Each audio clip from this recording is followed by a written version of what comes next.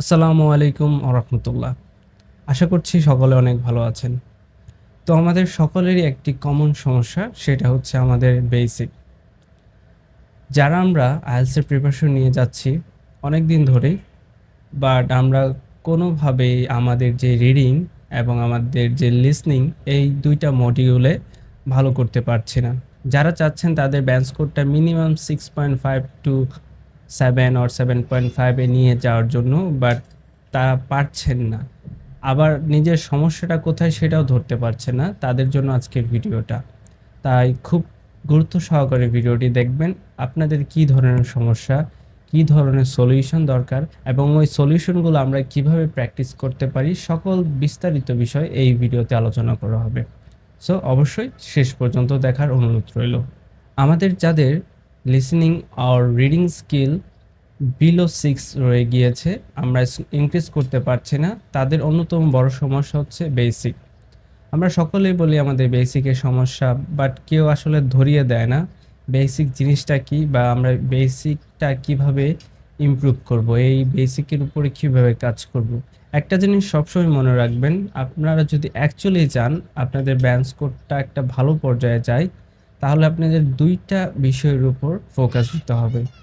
এই ২টা বিষয়ের ব্যাপারে আমি বারবার আমার বিভিন্ন ভিডিওতে বলি। সেই প্রথম বিষয়টি হচ্ছে আপনাদের লিসেনিং স্কিল, অ্যান্ড সেকেন্ডটি হচ্ছে আপনাদের রিডিং স্কিল। এই রিডিং এবং লিসেনিং স্কিলই আপনাদের খুব বেশি কার্যকর হবে যে কোনো ধরনের মডিউলে ভালো করার জন্য। আপনাদের রিডিং এবং লিসেনিং স্কিলটা যদি ভালো হয়, আপনারা অটোমেটিক্যালি দেখবেন আপনাদের বাকি যে ২টা স্কিল আছে, স্পিকিং এবং রাইটিং, এটাও অটোমেটিক্যালি ভালো হয়ে যাচ্ছে। এখন আসল কথায় আসি, রিডিং স্কিল যদি আমরা বৃদ্ধি করি, আমাদের কোন কোন বিষয়গুলোতে আমরা উপকৃত হব। প্রথমত, আপনি যদি রিডিং স্কিল বাড়ান, আপনার রিডিং পড়ে বোঝার দক্ষতা বাড়বে। তার পাশাপাশি আপনি নতুন নতুন ভোকেব শিখতে পারবেন, নতুন নতুন ফ্রেজেস শিখতে পারবেন, এবং most important thing is sentence structure, define kind of sentence structures আপনি ভালোভাবে শিখতে পারবেন, যে বিষয়গুলো আপনাকে অবশ্যই স্পিকিং এবং রাইটিংয়ে হেল্প করবে। এর জন্য আমাদের কি করা উচিত? আমাদের রিডিং হ্যাবিটটা গ্রো করা উচিত।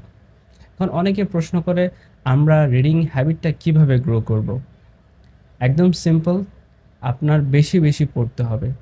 এখন অনেকেই বলে রিডিং পড়া একটা অ্যানোয়িং ব্যাপার, বিরক্তিকর ব্যাপার, অনেকের ধৈর্য কাজ করে না, এত রিডিং পড়বো, আমরা তো রিডিং পড়ে অভ্যস্ত না।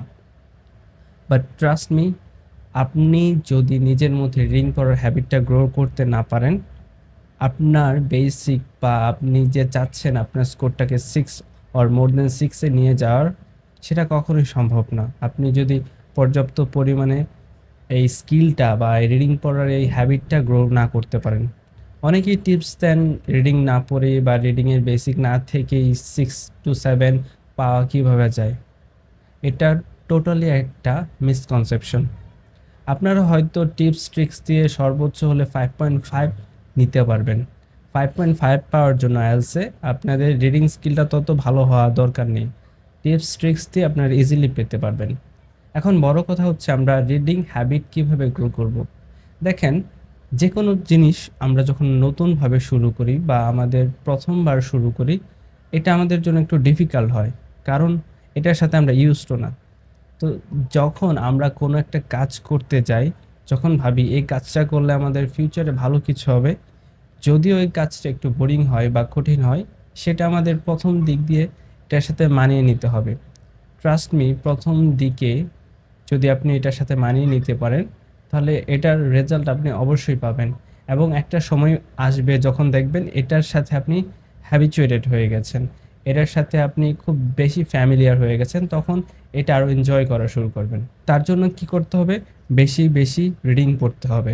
এখন মূল কথা হচ্ছে আমরা কি রিডিং পড়ব বা কোন জায়গা থেকে পড়ব। আপনার বেসিক যদি খুব ভালো পর্যায়ে না থাকে বা আপনি যদি আইএলটিএস এর প্রিপারেশন না শুরু করে থাকেন, তাহলে আমি রিকমেন্ড করব, যেই বইগুলো পড়তে আপনি পছন্দ করেন বা যে কন্টেন্টগুলো আপনার পড়তে ভালো লাগে, আপনি ওই কন্টেন্টগুলোই পড়বেন, অবশ্যই ইংলিশে।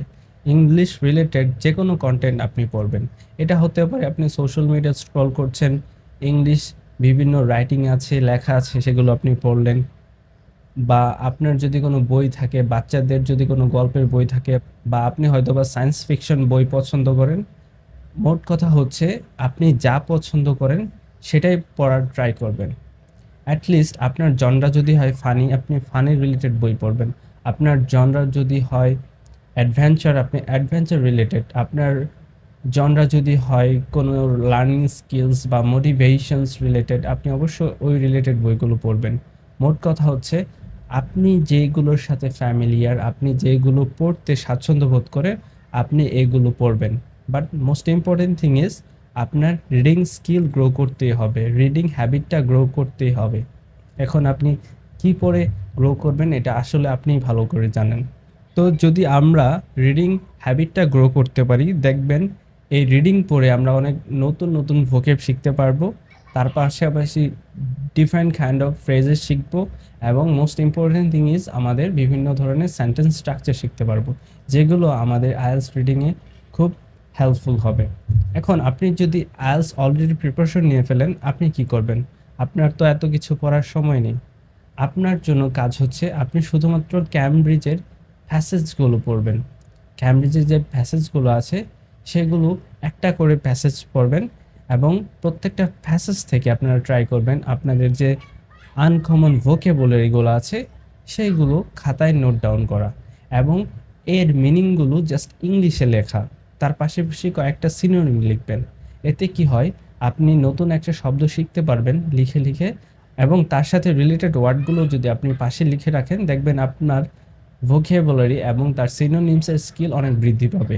তো এভাবে যদি আপনি প্রথম লিখে লিখে প্র্যাকটিস করেন, 10 থেকে 15টা প্যাসেজ এভাবে শেখার পর আপনি অটোমেটিক্যালি ফিল করবেন যে আপনার রিডিং স্কিল বা রিডিং পড়ে অর্থ বোঝার স্কিল অটোমেটিক্যালি গ্রো করছে। এখন আসি লিসনিংয়ে। লিসনিংয়ে আমাদের কি কি জিনিসের উপর ফোকাস দিতে হবে? লিসনিংয়ের সবচেয়ে ডিফিকাল্ট জিনিস যেটা, সেটা হচ্ছে অ্যাকসেন্ট। আমরা অ্যাকসেন্ট বুঝি না, বা ওদের যে ওয়ার্ডগুলো ইউজ করে অনেক ধরনের কন্ট্রাকশন ইউজ করে, এর ফলে আমরা ভাবি ওরা অনেক দ্রুত কথা বলে, বাট আসলে দ্রুত কথা বলে না। তারা 3-4টা শব্দকে একটা শব্দতে রূপান্তরিত করে, এটাকে বলে কন্ট্রাক্ট। সো এই কন্ট্রাকশনগুলো যখন ইউজ করে তখনই আমাদের মনে হয় খুব দ্রুত পড়ে। তাই আমাদের কি করা উচিত?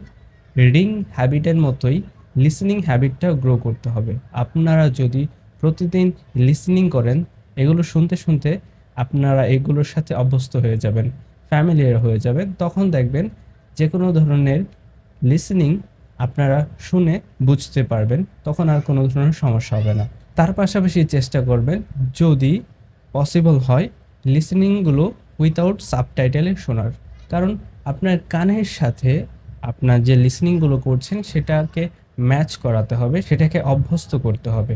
আপনার ইয়ার যদি ওই ইংলিশ অ্যাকসেন্টগুলোর সাথে ফ্যামিলিয়ার হয়ে যায় বা অভ্যস্ত হয়ে যায়, তাহলে দেখবেন আপনাদের জন্য ইংলিশ বোঝা তেমন একটা ডিফিকাল্ট হবে না। এখন কথা হচ্ছে আমরা কোন ধরনের ইংলিশ শুনবো বা কিভাবে শুনলে ভালো হবে। আর মোস্ট ইম্পর্টেন্ট কথা হচ্ছে লিসনিংয়ের হ্যাবিটটাও গ্রো করতে হবে রিডিংয়ের মতো। তো চলুন আমরা বলার চেষ্টা করি আসলে কিভাবে আমাদের লিসনিং স্কিলটা আমরা গ্রো করতে পারি বা লিসনিং হ্যাবিটটাকে গ্রো করতে পারি। আপনি যে ধরনের লিসনিং শুনে অভ্যস্ত বা আপনি যে ধরনের কন্টেন্ট শুনতে পছন্দ করেন বা দেখতে পছন্দ করেন, সেই ধরনের কন্টেন্ট দেখবেন। আপনি যদি আইএলটিএস এর প্রিপারেশন না নিয়ে থাকেন, তো কি ধরনের হতে পারে? আপনি যদি ফানি কন্টেন্ট দেখতে লাইক করেন, শুধু ইংলিশ রিলেটেড ফানি কন্টেন্ট দেখবেন ইউটিউবে বা ফেসবুকে বা আদার কোনো প্ল্যাটফর্মে।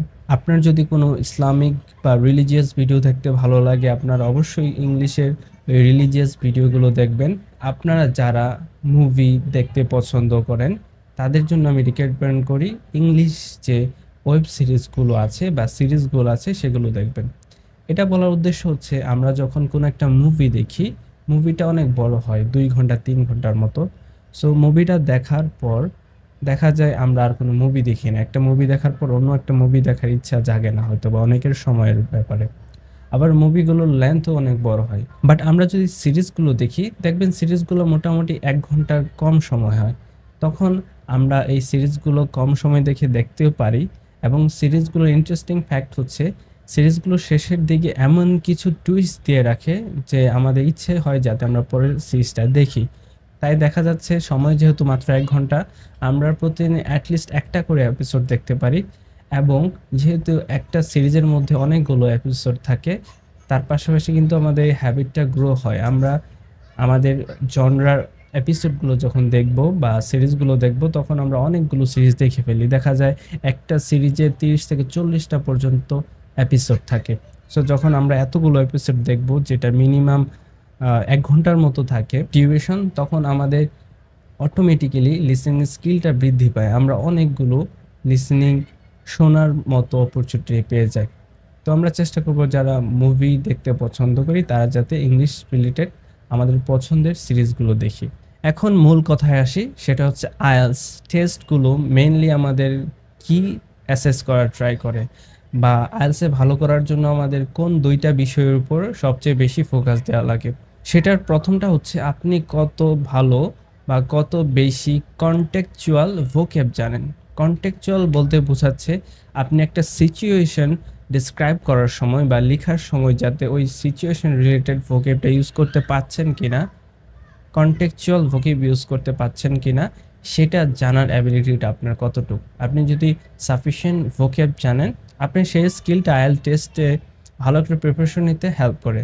তার পাশাপাশি আপনার প্যারাফ্রেজ স্কিল বা প্যারাফ্রেজের দক্ষতা কতটা ভালো, আবার আপনার প্যারাফ্রেজের দক্ষতা কতটা ভালো সেটাও অ্যাসেস করা হয়।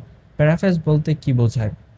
আপনি একটা শব্দ বা একটা ওয়ার্ডের সিনোনিম কত ভালো জানেন, একটা ফ্রেজ বা সেন্টেন্স স্ট্রাকচারের সাথে একেবারে রিলেটেড বা মেন থিম রিলেটেড অন্য সেন্টেন্স স্ট্রাকচারের এই মিনিংটা আপনি ধরতে পারেন কিনা, সেটাই হচ্ছে আপনার প্যারাফ্রেজ।